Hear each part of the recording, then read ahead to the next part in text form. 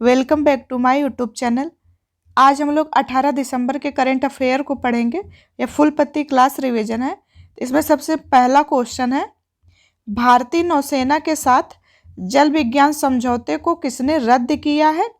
तो इस समझौते को रद्द मालदीव ने किया है और 2019 में मालदीव के प्रेसिडेंट थे इब्राहिम सलीक, ये मलिक नहीं सलीक है, इब्राहिम सलीक थे। तो इन्होंने समझौता किया था, जल विज्ञान समझौता, लेकिन इसको रद्द कौन किए हैं? तो प्रेसिडेंट हैं इस टाइम पे मोहम्मद मोइज्जू हैं। इन्होंने, ये भारत विरोधी हैं, तो इन्होंने इसको रद्द कर दिया है। एक्वेरियन और एकता एक्सरसाइज ये इंडिया और मालदीव के बीच में होता है। मिनिका और मालदीव के बीच में 8 डिग्री चैनल है। मिचोंग चक्रवात जो अभी आया था, तो इसका नामकरण म्यांमार ने ही किया है। नेक्स्ट है, देश में पहली बार कोविड-19 के नए सब वेरिएंट JN1 की पुष्टि कहाँ हुई है?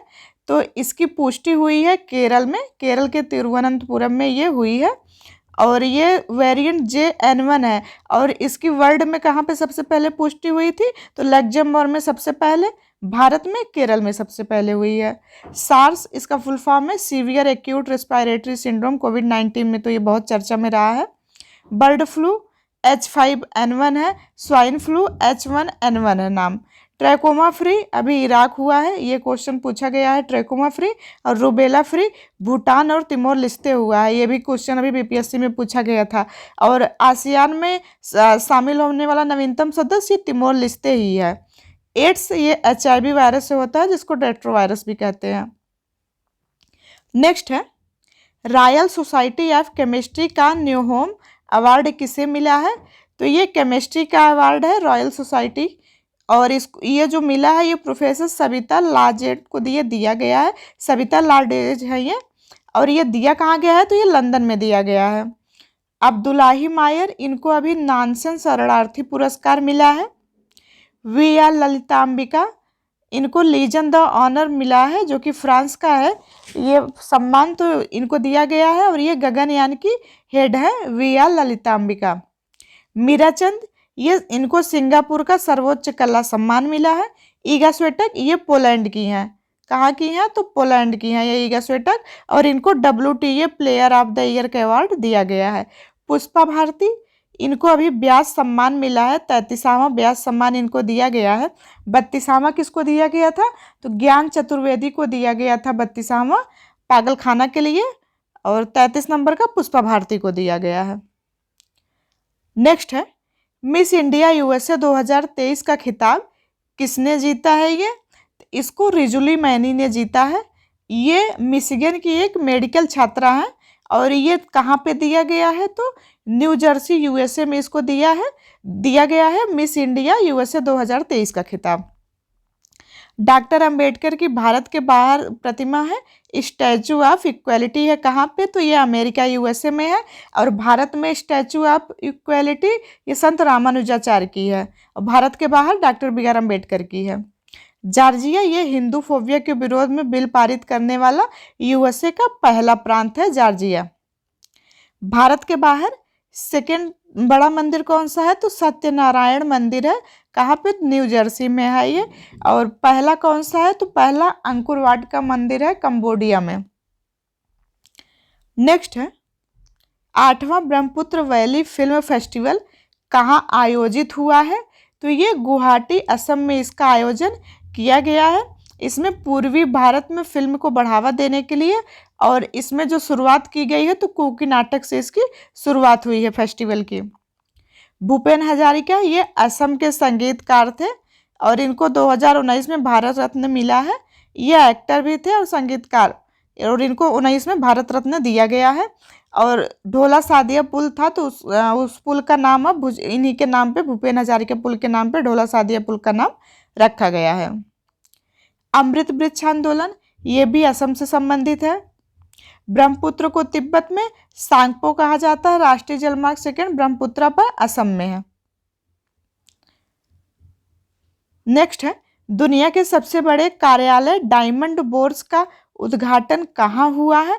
तो ये सूरत में किया गया है, सूरत में इसका उद्घाटन हुआ है ये, और ये दुनिया का सबसे बड़ा कार्यालय डायमंड बोर्स है। 17 दिसंबर 2023 को प्रधानमंत्री जी के द्वारा ये किया गया है। इसमें टोटल 15 मंजिल है और 9 टावर इसमें है और इसमें 65,000 लोग बैठ सकते हैं।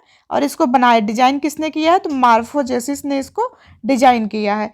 इसके पहले पेंटागन था यूएसए में, ये सबसे बड़ा था। अब ये सूरत का बन गया है सबसे बड़ा।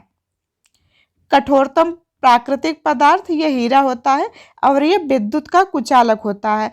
हीरे में जो चमक होती है वो पूर्ण आंतरिक परावर्तन के कारण हीरा चमकता है। ये बहुत पूछा जाता है क्वेश्चन साइंस का।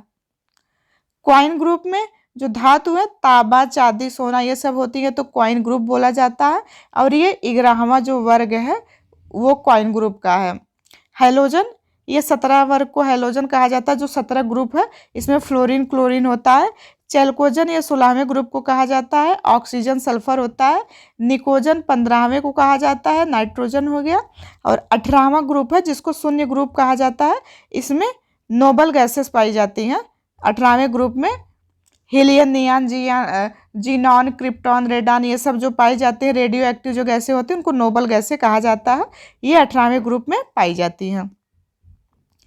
नेक्स्ट है काशी तमिल संगम का दूसरे चरण का उद्घाटन कहाँ हुआ है? तो ये उद्घाटन वाराणसी में नमो घाट पर किया गया है। घाट का नाम भी याद रखना है, नमो घाट। और ये काशी तमिल संगम का दूसरे चरण का ये उद्घाटन था। तो ये 15 दिन चला है। इसमें जत्था ग्रुप तमिल से काशी आए हैं, जत्था ग्रुप है, नाम याद रखिएगा। और इसमें 6 टाइप के लोग हैं: शिक्षक, पेशेवर, किसान, व्यापारी, अध्यात्म और लेखक। तो इनमें शिक्षक यमुना से, पेशेवर गोदावरी से, किसान नर्मदा से, व्यापारी कावेरी से, अध्यात्म सरस्वती से, लेखक सिंधु से इसमें किया गया है, प्रदर्शित नाम दिया गया है। अच्छा, शास्त्रीय भाषा कितनी है? तो टोटल क्लासिकल लैंग्वेज 6 हैं। सबसे पुरानी तमिल है और अभी जो नई जुड़ी है वो उड़िया हो गई है। शिल्पादिकारंभ ग्रंथ ये तमिल भाषा में लिखा गया है। नेक्स्ट है गृह मंत्रालय ने किस देश के अमीर शेख नवाफ अल अहमद के निधन पर 1 दिवसीय राजकीय शोक की घोषणा की है? तो ये कुवैत के थे। कौन थे? अमीर शेख नवाफ अल अहमद। इनका अभी निधन हो गया है तो राजकीय शोक गृह मंत्रालय ने रखा है। और राजकीय शोक के 17 दिसंबर को रखा गया। अब नए अमीर कौन बने हैं? तो शेख मेसर अल अहमद बन गए हैं। इसके पहले अमीर शेख नवाफ अल अहमद थे। कहाँ के थे? कुवैत के थे। इटली की पहली महिला पीएम जॉर्जिया मेलोनी है। कतर ही है अभी जिसने 8 पूर्व नौसैनिक कर्मचारियों को मौत की सजा सुनाई है। ये भारतीय थे नौसैनिक। नेक्स्ट है विजय दिवस 2023 कब मनाया गया है? तो ये 16 दिसंबर को मनाया गया है। 16 दिसंबर 1971 को इंडिया ने पाकिस्तान को हराया था।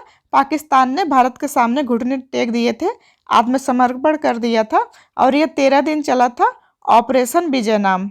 13 दिन ये ऑपरेशन चला था। तब इसमें नया देश बना था बांग्लादेश और बांग्लादेश की मुक्त वाहिनी ने इस ऑपरेशन में भाग लिया था। ऑपरेशन त्रिशूल यह चलाया गया था 4 दिसंबर 1971 को नेवी के द्वारा चलाया गया था। तो नेवी दिवस भी 4 दिसंबर को मनाया जाता है। ऑपरेशन मेघदूत ये 1984 में चलाया गया था सियाचिन पर फतह हासिल करने के लिए। नेक्स्ट है भारत की सबसे तेज सौर इलेक्ट्रिक नाव बाराकूडा कहाँ लॉन्च हुआ है? तो ये केरल में लॉन्च किया गया है और ये भारत की सबसे तेज सौर इलेक्ट्रिक नाव है। और ये जो बाराकूडा है ये मछली के नाम पे रखा गया है। बाराकूडा मछली का नाम होता है। और इसकी स्पीड कितनी है? तो 12.5 समुद्री नॉटिकल मील प्रति आवर इसकी स्पीड है। और ये 7 घंटे तक चल सकती है। इसके बाद फिर से इसको रिचार्ज करना पड़ेगा। 7 घंटे ये चल सकती है। अच्छा, पहली नाव है जिसको गुस्ताख ट्रेवे अवार्ड मिला है तो आदित्य है। एडमिरल कप का आयोजन केरल में हुआ है।